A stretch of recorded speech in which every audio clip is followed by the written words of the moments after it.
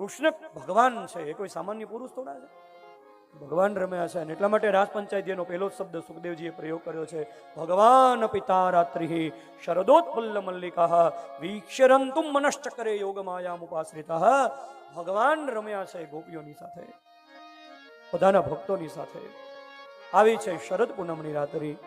ભગવાને ગોપીજનોને નિમંત્રણ આપ્યું છે રાસ રમવા માટે. સેના દ્વારા ભગવાને વેણુ વગાડી અને વેણુના દ્વારા ભગવાન ગોપીજનોને નિમંત્રણ આપે છે. નિશમ્ય ગીતમ તદનંગ વર્ધનમ રજસ્ત્રીય કૃષ્ણ ગૃહીત માનસ આજમુરન્યોન્યનમલક્ષિતોદ્યમા સયત્ર કાંતો જવલોલ કુંડલાહ.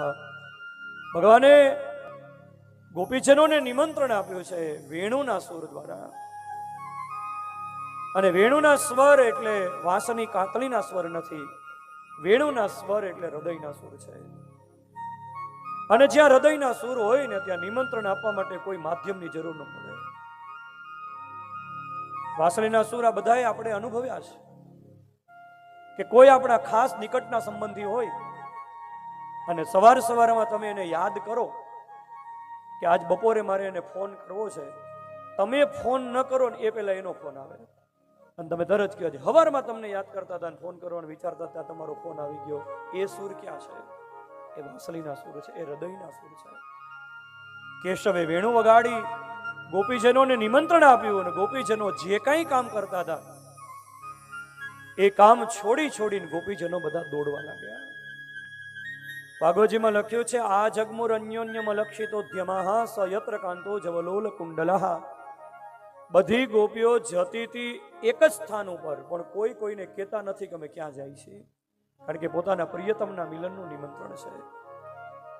બધા કામ છોડીને ગોપીજનો જ્યારે દોડ્યા ત્યારે કોઈ ગોપીને એમના પતિ પરિવારે અટકાવીને તો એ ગોપી શરીરથી કૃષ્ણને ન મળી શકી, એનો દેહ છૂટી ગયો અને એનો આત્મા પરમાત્મામાં વિલીન થઈ ગયો. ગોપીઓ આવ્યા, ભગવાને ગોપીજનોનું સ્વાગત કર્યું. સ્વાગતમ તે વો મહાભાગઃ પ્રિયમ કિમ કરવાણિ વહ વ્રજસ્યાનામયં કચ્ચિદ બ્રૂતાગમન કારણમ રજન્યેષા ઘોર રૂપ ઘોર સત્વ નિષેવિતા પ્રતિયાત વ્રજમ નેહ સ્થેયં સ્ત્રીભિઃ સુમધ્યમા. ગોપીજનોને ભગવાન કે પધારો પધારો ગોપીજનો, તમારું સ્વાગત છે. ભગવાને કહ્યું, ગોપીઓ બોલો, હું આપની શું સેવા કરું? વ્રજસ્યાનામયં કચ્ચિદ બ્રૂતાગમન કારણમ. તમારું અહીંયા રાત્રિના સમયે વૃંદાવનમાં પધારવાનું કારણ શું છે? ભગવાને ગોપીજનોને નિમંત્રણ આપ્યું અને ગોપીજનો આવ્યા. તો હવે ભગવાન ગોપીજનોને પૂછે છે કે તમે શા માટે આવ્યા? તમે સજ્જનો જરા વિચાર કરો કે આ તો કેવી વાત થાય કે ભગવાને ગોપીજનોને બોલાવ્યા અને ગોપીઓ આવ્યા. તો હવે ભગવાન પૂછે છે, બોલો કેમ આવ્યા? આ તો કેવી વાત થઈ કે આપણને કોઈ શુક્રવારે સાંજે ફોન કરીને એમ કે તમારે આખા ઘરને રવિવારે બપોરે અમારે ત્યાં ભોજન કરવા આવવાનું છે અને મહેરબાની કરીને ઘરે રસોઈ બનાવતા નહીં. એવી સરસ અમે રસોઈ બનાવવાના છીએ કે સવારમાં નાસ્તોય ન કરતા, તમે આંગણા કાઢી જાવ એવી સરસ રસોઈ બનાવવાના. રવિવારે બપોરે તમે આવી જ જાજો અને મહેરબાની કરીને કોઈ ઘરે રહેતા નહીં, છોકરાઓને ભેગા લેતા આવજો. રવિવારની રજા હોય એટલે કોઈએ કઈ બહાર જવાનું નહીં, બધાને અમારે ઘર જમવાનું. શુક્રવારે સાંજે ફોન કરી દે આપણને, એટલે રવિવારે સવારમાં આપણે નાસ્તોય ન કરીએ કે ભાઈ આજ તો બપોરે જમવાનું છે ને બહુ સરસ રસોઈ બનાવવાના છે. શુક્રવારે આપણને સાંજે ફોન કર્યો હતો, કીધું હતું, એટલે આપણે રવિવારે બપોરની જમવાનું છે એટલે આપણે આજ નાસ્તો નથી કરવો, બપોર નિરાતે જમશું. સવારે નાસ્તોય ન કરીએ, રવિવારે બપોરનું ટાણું થાય ને આપણે આખો ઘર ત્યાં પહોંચી જાય. ત્યાં જાય એટલે ગરધણી આપણને પાણી આપે ને પછી બાજુમાં બેસી ધીમેથી આપણને પૂછે કે કેમ આજ બપોર વચ્ચે ભૂલા પડી ગયા? તો કેવી વાત થઈ કે તારી ઘરે રાંધતો નહીં, મારી ઘરે જમતો નહીં. પેલા ભાઈ સવારે અમે નાસ્તો કર્યો નથી, તે અમને શુક્રવારે કીધું હતું એટલે રવિવારે આવી જાજો. અને અમે આવી ગયા તું અમને પૂછે શું કામ આવ્યા? આ તો એવી વાત થઈ. તો ભગવાને ગોપીઓને બોલાવ્યા ને હવે ગોપીઓ આવ્યા એટલે ભગવાન પૂછે છે બોલો કેમ આવ્યા? શું કામ? ભગવાનને ગોપીજનોના પ્રેમની પરીક્ષા કરીને જગતને ગોપીઓનો કેવો પરમાત્મામાં પ્રેમ હતો એ બતાવવું હતું એટલે પરીક્ષા કરે છે. ભગવાન બોલ્યા ગોપીજનો માતરઃ પિતરઃ પુત્રા ભ્રાતરઃ પતયશ્ચ વહ વિચિન્વંતી યપશ્યંતો મા ક્રુઢવમ બંધો સાધવસમ. ગોપીજનો તમે સ્ત્રી છો, તમે ગૃહિણી છો અને તમારા માતા પિતા પુત્ર ભાઈ પતિ બધા તમને યાદ કરતા હશે એટલે તમારે હવે ઘરે વયું જવું જોઈએ. અને રાત્રિના સમયે તમારા જેવી સ્ત્રીઓએ અહીંયા વૃંદાવનમાં એકલા રહેવું ને યોગ્ય નથી. જાઓ તમે ઘરે વયા જાઓ.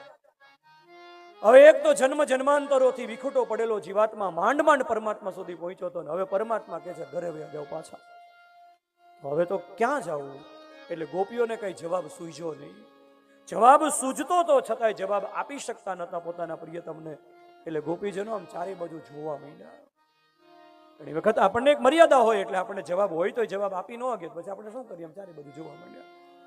હા, ભગવાન ગોપીજનોને કે લાગે છે દ્રષ્ટમ વનમ કુસુમિતમ રાકેશ કર રંજિતમ યમુના નીલ લીલે જતરુ પલ્લવ શોભિતમ. અત્યારે યમુનાજીનો આ કિનારો છે, શરદ પૂર્ણિમાનો ચંદ્ર સોળે કળાએ ખીલો છે. જો ગોપીઓ વૃંદાવન કેટલું સુંદર લાગે છે. કા તમે વૃંદાવન જોવા આવ્યા હશો, હવે વૃંદાવન જોવાઈ ગયું તો હવે ઘરે જાઓ. ગોપીજનો તોય કઈ બોલ્યા નહીં. એટલે ભગવાન કે ગોપીઓ તમને કહું છું ભરતું સુશુશ્રણમ સ્ત્રીનામ પરો ધર્મો યમાયા તદબંધોનાંચ કલ્યાણ્ય પ્રજાનામ ચાનુપોષણમ. ગોપીજનો તમે સ્ત્રી છો અને સ્ત્રીના માટે છે ને એના પતિ સિવાય બીજો કોઈ ભગવાન જ ન હોય. તમારે તમારા પતિને ભગવાન સમજીને એની સેવા કરવી જોઈએ. અને ગોપીજનો જે સ્ત્રી પોતાના પતિમાં પરમાત્માનું સ્વરૂપ માને છે એનો બધો જ ધર્મ સિદ્ધ થઈ જાય છે. કે જો ગોપીઓ જે સ્ત્રી પોતાના પતિમાં ભગવાનને જોવે ને એને કેટલું મોટું ફળ મળે. લ્યો હું તમને કથા કહું. તો ગોપીઓ બધી બેહી ગઈ. લ્યો સાંભળો કથા, સંભળાવો કથા. આ તો પ્રેમ હતો ગોપીઓનો એટલે ભગવાનને કથા સંભળાવી. એક પતિ પત્ની પ્રેમથી ઘરે રહેતા હતા. એ પતિ એક વખત પોતાના વ્યવસાયથી ઘરે આવ્યો. પતિનું માથું બહુ દુખતું હતું એટલે પત્ની પતિવ્રતા હતી એટલે પોતાના પતિને થોડી વાર વિશ્રામ થાય એટલા માટે પોતાના પતિની સેવા કરવા માંડી. હવે એ વખતે એ સ્ત્રી પોતાના પતિની સેવા કરતી હતી. ઠંડી બહુ હતી એટલે બાળકને ઠંડી ન લાગે એટલે સામે 1-1.5 વર્ષનું બાળક પલંગ ઉપર સુવડાવેલું અને એ પલંગની બાજુમાં એક સગડી પેટાવેલી રાખેલી. હવે આ સ્ત્રી પોતાના પતિની સેવા કરતી હતી અને એમાં બાળક પલંગ ઉપરથી જાગ્યું. બાળકનો તો સ્વભાવ છે જાગે એટલે સીધું મા પાસે દોડે. તો બાળક મા પાસે આવવા માટે જતું હતું પલંગ ઉપરથી ઉતરતું હતું. આ સ્ત્રી જોઈ ગઈ કે હવે જો આને ઉતરતા નહીં આવડે તો સગડીમાં પડશે. પણ જો હું બાળકને બચાવવા જઈશ તો મારા પતિના સેવામાં વિઘ્ન થશે. બાળકનું જે થવું હોય તે થાય. ભગવાન કે ગોપીઓ સ્ત્રી છે ને આંખ બંધ કરીને બેઠી રહી કે બાળકનું જે થાય તે થાય પણ મારા પતિ જ મારા ભગવાન એમ સમજીને બેઠી રહી.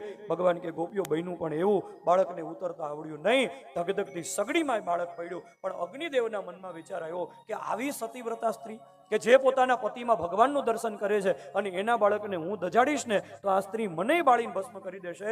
એટલે એ સ્ત્રીના બાળક માટે થઈ અને અગ્નિદેવ ઠંડા પડી ગયા. એ બાળકને કંઈ થયું નહીં. ભગવાન કે જોયું ગોપીઓ જે સ્ત્રી પોતાના પતિમાં ભગવાન જોવે ને એને આવું ફળ મળે. એટલે તમને કહું છું ઘરે જઈને પતિની સેવા કરો. ભગવાને ગોપીઓને કીધું ને તો ગોપીઓ હસવા માંડી. ગોપીઓ ભગવાનને કે વાહ પ્રભુ વાહ. ગોપીઓ કે મહારાજ કથા કહેતા બહુ સરસ આવડે છે. ગોપીઓ કે મહારાજ કથા કહેતા અમને આવડે છે અને અમે કથા કરી કરીને થાકી ગયા ને એટલે તો વ્રજમાં ગોપી બનીને આવ્યા છીએ. સાંભળો પ્રભુ તમે એમ કહો છો ને કે પતિમાં ભગવાનને જોવો, પતિમાં ભગવાનને જોવો. હવે અમે તમને કથા સંભળાવીએ. અને પછી ગોપીઓએ ભગવાનને કથા સંભળાવી.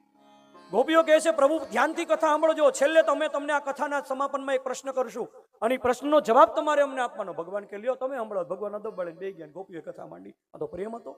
એટલે ગોપીઓ કે પતિ પત્ની પ્રેમથી ઘરમાં રહેતા હતા. હવે એક વખત પતિ ધંધેથી ઘરે આવ્યો અને પોતાની પત્નીને એમ કહ્યું કે મારે મારા વ્યવસાયના કામ માટે 6 મહિના માટે વિદેશ જવાનું છે. તો આ સ્ત્રી છે અતિ પોતાના પતિમાં પ્રેમ રાખતી હતી એટલે એ સ્ત્રી રડવા માંડી કે તમારા વગર હું રહી નહીં શકું. એટલે પતિએ યુક્તિ કરી અને પોતાનો એક ફોટો આપ્યો કે જ્યાં સુધી હું વ્યવસાયથી વિદેશથી ઘરે ન આવું ત્યાં સુધી મારા ફોટામાં તમારે મારું દર્શન કરવાનું. અને આ સ્ત્રી એને ફોટો આપીને પતિ વિદેશ વયો ગયો. હવે આ સતીવ્રતા સ્ત્રી માટે છે ને પોતાના પતિનો ફોટો જ પતિ છે એમ સમજી અને સવારમાં જાગીને પોતાના પતિ અહીંયા છે એવી ભાવનાથી આખો દિવસ પતિની સામે બેઠી રહે. બપોરનો સમય થાય એટલે પતિને થાળ ધરાવે. આવી રીતે પોતાનો સમય પસાર કરતી હતી. આવી રીતે 4 મહિના વયા ગયા. હવે આ સ્ત્રીના માટે પતિનો ફોટો જ પતિ છે એમ સમજી અને એની સેવામાં લાગી ગયેલી. સતીવ્રતા સ્ત્રી હતી. 4 મહિના થઈ ગયેલા અને એમાં એક વખત આ સ્ત્રી પોતાના પતિના ફોટાને થાળ ધરાવતી હતી. ઘરનો દરવાજો બંધ હતો. 4 મહિના થઈ ગયા હતા અને એમાં જે પતિ 6 મહિને વિદેશથી આવવાનો હતો એ આજ ઘરે આવી ગયો અને દરવાજો ખખડાવ્યો અને નામ જાહેર કર્યું કે સતી, હું આવી ગયો છું, દરવાજો ખોલો. હવે એ સ્ત્રી એ વખતે પતિના ફોટાને થાળ ધરાવતી હતી. થાળ ધરાવવાનો વિધિ હજી અધૂરો હતો. ભગવાન કે બરાબર. ગોપીઓ કે હવે મહારાજ તમે કહો કે આ સ્ત્રીએ ઊભા થઈને દરવાજો ખોલવા જવાય કે ફોટા સામે બેઠું રહેવાય? ભગવાન કે સીધી વાત છે. એ સ્ત્રીને પોતાના પતિમાં ફોટામાં પતિ ક્યાં સુધી જોવાનો હતો? જ્યાં સુધી પતિ ન આવે ત્યાં સુધી. હવે સાચો પતિ આવી ગયો તો ફોટા સામે શું કામ બેઠું રહેવાનું? તો ગોપીઓ કે અમારે પણ અમારા પતિમાં ભગવાન ક્યાં સુધી જોવાના હતા? જ્યાં સુધી ભગવાન ન મળે ત્યાં સુધી. હવે અમને ભગવાન મળી ગયા તો પછી પતિમાં શું કામ ભગવાનને જોવાના? તમે જ અમારો સ્વીકાર કરી લો. ગોપીઓનો પ્રેમ હતો. ભગવાનને કહ્યું, અચ્છા તમે મને સાચો પતિ માનો છો ને? હા, તો પતિની વાત માનવી જોઈએ કે ન માનવી જોઈએ? ગોપીઓએ કહ્યું માનવી જોઈએ ને. તો હું તમને કહું છું ઘરે વયા જાઓ. જોજો એવી પરીક્ષા પ્રભુએ કરી. ભગવાનને ગોપીજનો કે પ્રભુ હવે હદ થાય છે. નાથ, અમે અમારું મન તમને આપી દીધું છે અને કદાચ અમે મરી જશું ને તોય મર્યા પછી મળવાના તો તમને જ છીએ. કારણ કે જેમાં મન હોય ને મર્યા પછી એને જ મળવાનું થાય. એટલે મર્યા પછી અમને તમને જ મળવાના છીએ. એટલે તમને મળવાનો કઈ અમને એટલી બધી તાલાવેલી નથી. કારણ કે મર્યા પછી તમને જ મળવાના. પણ અમે નથી જતા.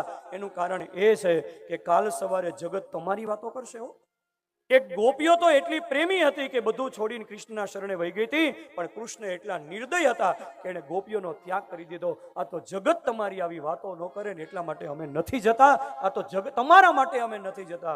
ત્યારે ભગવાનને ખબર પડી ગઈ કે ગોપીઓનો મારામાં અનન્ય પ્રેમ છે કે એ પોતાના સુખનો વિચાર નથી કરતી, મારા જ સુખનો વિચાર કરે છે. અને પ્રેમ એને કહેવાય કે જેમાં પોતાના સુખનો વિચાર ન હોય. તત સુખે સુખિત્વમ. અમે શું કરીએ તો અમારા પ્રભુ રાજી થાય. અમારા સુખ. અને જેમાં પોતાના સંકલ્પ હોય ને પ્રેમ નો કહેવાય. પ્રેમમાં પોતાનો સંકલ્પ હોય જ નહીં. પ્રેમની અંદર પોતાના સર્વ સંકલ્પોનો ત્યાગ કરી દેવાનો હોય. પોતાના મંતવ્યો મૂકી જ દેવાના હોય. તમે જેમ કહો તેમ. બાકી તમે જેમાં રાજી. તમે અમને દર્શન ન આપીને તમે જો રાજી રહેતા હોય તમારે દર્શન નથી કરવા. અમે તમારી પાસે આવીએ અને તો તમને ન ગમતું હોય તો અમારે તમારી પાસે નથી આવવું. એને પ્રેમ કહેવાય. અને એવો કેવો પ્રેમ હશે તમે જુઓ, વિચાર કરો.